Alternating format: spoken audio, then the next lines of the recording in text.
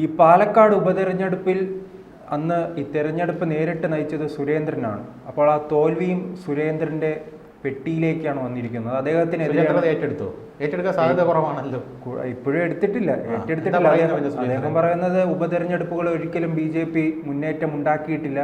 ആകെ ഉപതെരഞ്ഞെടുപ്പിൽ മുന്നേറ്റം ഉണ്ടാക്കിയിട്ടുള്ളത് രാജഗോപാൽ മാത്രമാണെന്നാണ് അദ്ദേഹം പറയുന്നത്. പക്ഷേ ആ പാലക്കാട് ജയിച്ചിട്ടില്ല. അല്ല, അതിനേക്കാൾ ഏറ്റവും വലിയ തമാശ പാലക്കാട് പോലെയാണ് ചേലക്കര.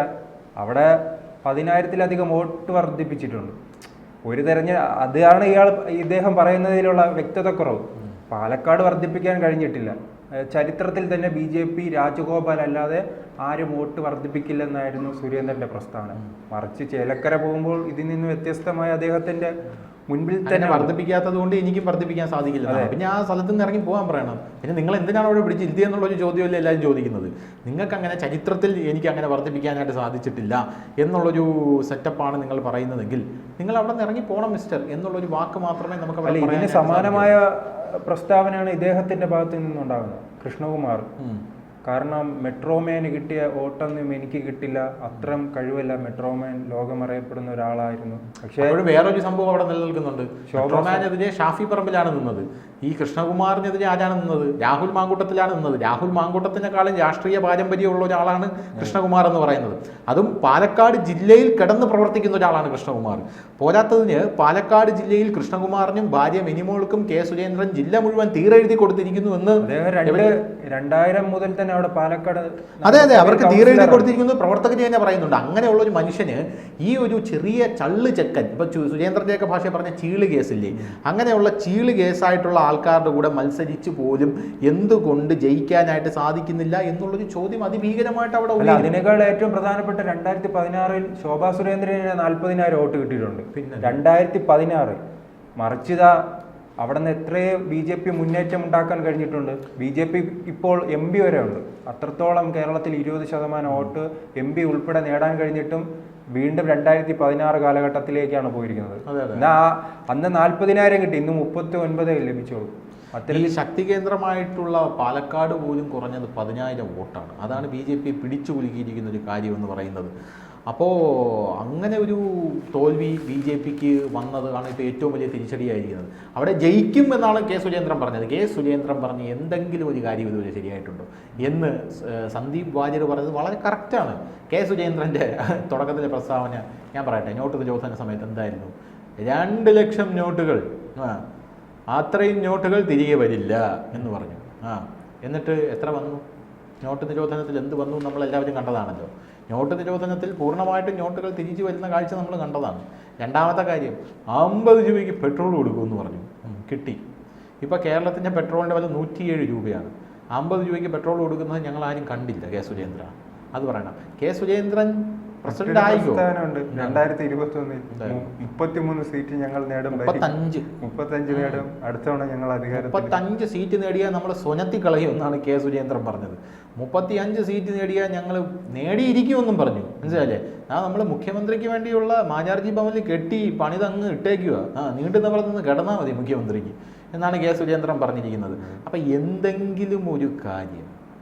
എന്തെങ്കിലും ഒരു കാര്യം കെ സുരേന്ദ്രൻ പറഞ്ഞത് ശരിയായിട്ടുണ്ടോ എന്നുള്ളൊരു ചോദ്യം അവിടെ വലിയൊരു ചോദ്യമായി തന്നെ അവശേഷിക്കുന്നുണ്ട്. അത് സന്ദീപ് വാര്യർ പറഞ്ഞ് വളരെ കറക്റ്റാണ്. അത് പറയുമ്പോൾ പിടിച്ച് കോൺഗ്രസ്സുകാരനാക്കുക, നിങ്ങൾ സംഘവിരുദ്ധനാണെന്ന് പറയുക, BJP പ്രവർത്തകർക്ക് എതിരാണെന്ന് പറയുക. അത് പറയാനായിട്ട് കെ സുരേന്ദ്രൻ ചുറ്റും ഒരു ഭജന സംഘമുണ്ട്. അതാണ് ഏറ്റവും വലിയ രസം എന്ന് പറയുന്നത്. കെ സുരേന്ദ്രനെതിരെ ഓപ്പോസിറ്റായിട്ട് ഒരു ഭജന സംഘം അതിഭീകരമായിട്ട് നിൽപ്പുണ്ട്. കെ സുരേന്ദ്രനെ പുകഴ്ത്താൻ വിദൂഷക സംഘം.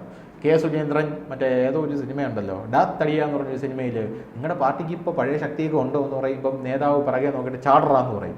അപ്പോൾ അവ എടുത്ത് വെള്ളത്തിൽ ചാടും. അപ്പോൾ അതെന്തിനാ ചോദിക്കുമ്പോൾ അണി എന്ന് പറയില്ലേ, ഇതാണ് ഞങ്ങളുടെ അണി, ഇപ്പം മനസ്സിലായോ ഞങ്ങളുടെ. അതുപോലെ കുറേ എണ്ണം എന്തിനു വേണ്ടിയിട്ടാണോ എന്തോ ഒന്നും യാതൊരുവിധ ഇതുമില്ല. ധാർഷ്ട്യത്തിൻ്റെ മുഖമുദ്രയാണ് കെ സുരേന്ദ്രൻ. ആ കെ സുരേന്ദ്രനെതിരെ ഇപ്പോൾ പടയൊരുക്കം BJP പാർട്ടിയിൽ നടക്കുന്നു എന്നുള്ള റിപ്പോർട്ടുകളാണ് പുറത്തു വന്നിട്ടുള്ളത്. ജില്ലാ കമ്മിറ്റി അംഗമായിട്ടുള്ള സുരേന്ദ്രൻ തരൂർ ഇപ്പോൾ കെ സുരേന്ദ്രനെതിരെ രംഗത്തെത്തിയിട്ടുണ്ട്. കെ സുരേന്ദ്രനെതിരെ രൂക്ഷ വിമർശനമാണ് അദ്ദേഹം ഉന്നയിച്ചുകൊണ്ടിരിക്കുന്നത്. നമ്മൾ ഈ പറയുന്ന കാര്യങ്ങളൊക്കെ തന്നെയാണ്. അതുകൊണ്ട് അദ്ദേഹത്തിൻ്റെ ബൈറ്റൊന്നും നമ്മൾ എടുത്തു പറയേണ്ട ആവശ്യമില്ല. സന്ദീപ് വചസ്പതി കഴിഞ്ഞ ദിവസം ഷുഗർ കോട്ട് ചെയ്തിട്ടാണെങ്കിൽ ഒരു ഫേസ്ബുക്ക് പോസ്റ്റ് ഇട്ടു. അദ്ദേഹം പറഞ്ഞതിൽ കെ സുരേന്ദ്രനെതിരെയുള്ള ഒരു അടി എന്ന് പറയുന്നത് സുരേന്ദ്രൻ, അതായത് സംസ്ഥാന പ്രസിഡന്റ് നേരിട്ട് നയിച്ചിട്ട് തോറ്റ ഒരു തെരഞ്ഞെടുപ്പാണിത്.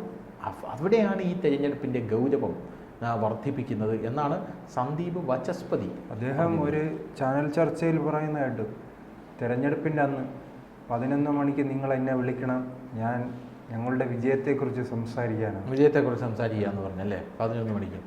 ഇതുപോലുള്ള പ്രസ്താവനകൾ സുരേന്ദ്രൻ്റെ വാക്കുകൾക്ക് പോലും ഒരു വിലയും പാർട്ടി പ്രവർത്തകർ കൊടുക്കാത്ത രീതിയിലോട്ട് കാര്യങ്ങളെത്തി. ഇപ്പോഴല്ല, നേരത്തെ എത്തിയായിരുന്നു. അപ്പോൾ സന്ദീപ് വാര്യരെ പോലുള്ള ഒരു വ്യക്തിയെ സുരേന്ദ്രൻ ചീള് കേസെന്ന് വിളിച്ച് അപമാനിച്ചു. അങ്ങനെ വിളിച്ച് അപമാനിച്ച ആ ഒരു ഉദ്ദേശത്തിൽ സന്ദീപ് വാര്യർ കോൺഗ്രസ്സിലോട്ട് പോയി. ഒരുപക്ഷെ ഞാനൊരു കാര്യം പറയാം, ഇപ്പോൾ സന്ദീപ് വാര്യർ ഇപ്പോൾ കോൺഗ്രസ്സിലോട്ട് പോയ ആ ഒരു സാഹചര്യം സുരേന്ദ്രനെ തടയാമായിരുന്നു എന്നാണ് പല ആൾക്കാരും പറയുന്നത്. സന്ദീപ് വാര്യർ പോയത് തെറ്റ്, അത് വേറെ കാര്യം. ഒരു ആദർശം പണയം വെച്ചിട്ട് അടുത്ത ആദർശത്തിലോട്ട് ചേക്കേറിയപ്പോൾ സന്ദീപ് വാര്യരുടെ യഥാർത്ഥ മുഖം എന്താണെന്ന് എല്ലാവർക്കും തിരിച്ചറിയാനായിട്ട് സാധിച്ചു, അത് വേറെ കാര്യം. പക്ഷേ സന്ദീപ് വാര്യർ നിന്നിരുന്നെങ്കിലോ, ഇപ്പോൾ ജഗതി പറയുന്ന പോലെ അങ്ങോട്ട് തിരിഞ്ഞാലോടി ഇങ്ങോട്ട് തിരിഞ്ഞാലോടി, ഇതെന്തോന്ന് അടിമാലി ഫാമിലിയാന്ന് പറയുന്ന പോലെ കോൺഗ്രസിൽ പോയാലും സന്ദീപ് വാര്യർക്ക് തന്നെയാണ്, ഇവിടെ നിന്നാലും പിന്നെ പാർട്ടി തോക്കുമ്പോൾ സുരേന്ദ്രൻ ഈസി ആയിട്ട് പറയാം സന്ദീപ് വാര്യരാണ് കാരണം, നടപടിയെടുക്കാം, പിടിച്ച് പുറത്താക്കാൻ, പാർട്ടി അച്ചടക്ക നടപടി എടുക്കാം, സന്ദീപ് വാര്യരെ പിടിച്ച് നമുക്ക് ഈസി ആയിട്ട് പുറത്താക്കിയേക്കാം എന്ന് പറയാം. അങ്ങനെ പറയുമ്പോൾ അതിലും ഭേദം സന്ദീപ് വാര്യർ കോൺഗ്രസിലോട്ട്, അപ്പോൾ സന്ദീപ് വാര്യർ വിചാരിച്ചാണ് ഇതിലും ഭേദം ഞാൻ കോൺഗ്രസിലോട്ട് പോകുന്നതാണ് നല്ലത്. കാരണം പാർട്ടി നടപടിയൊക്കെ എടുത്തു കഴിഞ്ഞാൽ ഇനി എത്ര കൊല്ലം കാത്തിരിക്കണം ആ പാർട്ടിയിലോട്ടൊന്ന് തിരിച്ചു കയറാനായിട്ട്. അവിടെ നിന്ന് താഴെ വീണ്ടും വളർന്ന് മുകളിലോട്ട് വരാൻ എത്ര സമയം എടുക്കണം. അതുപോലെ 1 വർഷം സന്ദീപ് വാര്യർ പുറത്തു നിന്നതാണ് ഈ ഹലാൽ വിഷയവുമായിട്ട് ബന്ധപ്പെട്ട്. അപ്പോൾ അപ്പോഴാണ് സുരേന്ദ്രൻ പറഞ്ഞ ഹലാൽ വിഷയമൊന്നുമല്ല, അതൊരു പെണ്ണ് കേസുമായിട്ടാണ്, അതെനിക്ക് പറയാനായിട്ട് താല്പര്യമില്ല എന്ന് അപ്പോൾ പറഞ്ഞു വലിയ രീതിയിലുള്ള പ്രകോപനങ്ങൾ ഉണ്ടാക്കിയത് സുരേന്ദ്രൻ. സുരേന്ദ്രനെതിരെ ഇപ്പോൾ പടപ്പുറപ്പാട് നടത്തിയിരിക്കുന്നത് ശോഭാ സുരേന്ദ്രൻ വിഭാഗവും കൃഷ്ണദാസ് വിഭാഗമാണ്. അവർ സുരേന്ദ്രനെതിരെ വലിയ രീതിയിലുള്ളൊരു എന്താണ് ഒരു സുരേന്ദ്രനെതിരെ ഒരു എന്താ പറയുക ഒരു വീഴ്ച സുരേന്ദ്രൻ്റെ കാത്തിരിക്കുകയാണ്. നിരന്തരം വീഴ്ച ഉണ്ടാകുന്നുണ്ടെങ്കിലും ആ വീഴ്ചയിൽ നിന്നൊക്കെ സുരേന്ദ്രൻ്റെ ദൈവഭാഗ്യമുണ്ട്. സുരേന്ദ്രൻ കയറി വരുന്ന കാഴ്ചയാണ് നമുക്ക് കാണാനായിട്ട് സാധിക്കുന്നത്.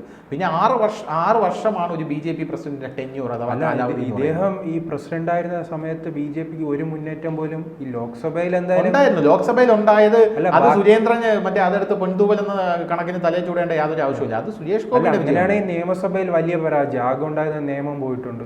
ബാക്കി പല മണ്ഡലങ്ങളിലും ഈ അന്നലെ ഈ അനാവശ്യ വിവാദം 2 മണ്ഡലങ്ങളിൽ മത്സരിക്കുന്നു, ഹെലികോപ്റ്റർ വാങ്ങുന്നു, പിന്നെ ഈ മഞ്ചേശ്വരം കോഴക്കേസ്, കൊടകര കള്ളപ്പണ കേസ് ഉൾപ്പെടെ അനാവശ്യമായി തന്നെ വിവാദങ്ങൾ ഉണ്ടാകുന്നു. അതെല്ലാം പാർട്ടി വിവാദങ്ങൾ ഉണ്ടായില്ലെങ്കിൽ വിവാദങ്ങൾ ഉണ്ടാക്കും സുരേന്ദ്രൻ. നമ്മുടെ വയനാട് പോയി അനാവശ്യമായിട്ടുള്ള വിവാദം, ഇത് ഗണപതി വെട്ടമാണ് അല്ല ആണെങ്കിൽ തന്നെ ഇപ്പം എന്താ ആയിക്കോട്ടെ, ഗണപതി വെട്ടമാണെന്ന് സുരേന്ദ്രൻ പറഞ്ഞത്. പണ്ട് നമ്മുടെ രാജ്യം അഖണ്ഡ ഭാരതമായിരുന്നു എന്ന് പറഞ്ഞ് ഇപ്പോൾ പാകിസ്ഥാനെ പിടിച്ചു ചേർക്കാൻ ആരെങ്കിലും ശ്രമിക്കുന്നുണ്ടോ? അതും കൂടെ ഇന്ത്യയിലോട്ട് പിടിച്ചു ചേർത്ത് കഴിഞ്ഞാൽ ഒരു വലിയ ഭാരമായിരിക്കും ഇന്ത്യക്ക് എന്നുള്ള കാര്യത്തിൽ അത് ഗണപതി വെട്ടമായിരുന്നു, വയനാടല്ല എന്നൊക്കെ പറഞ്ഞ് അങ്ങനെയുള്ള കാര്യങ്ങളൊക്കെ അത് തീർത്തും അപക്വമായ രീതിയിലുള്ള സുരേന്ദ്രൻ്റെ പെരുമാറ്റമാണ് ഏറ്റവും വലിയ പ്രശ്നമെന്ന് പറയുന്നത്. പിന്നെ സുരേന്ദ്രൻ ഒരിക്കലും വിമർശനങ്ങൾ ഇഷ്ടപ്പെടുന്നില്ല, വിമർശിക്കാൻ പാടില്ല എന്നെ.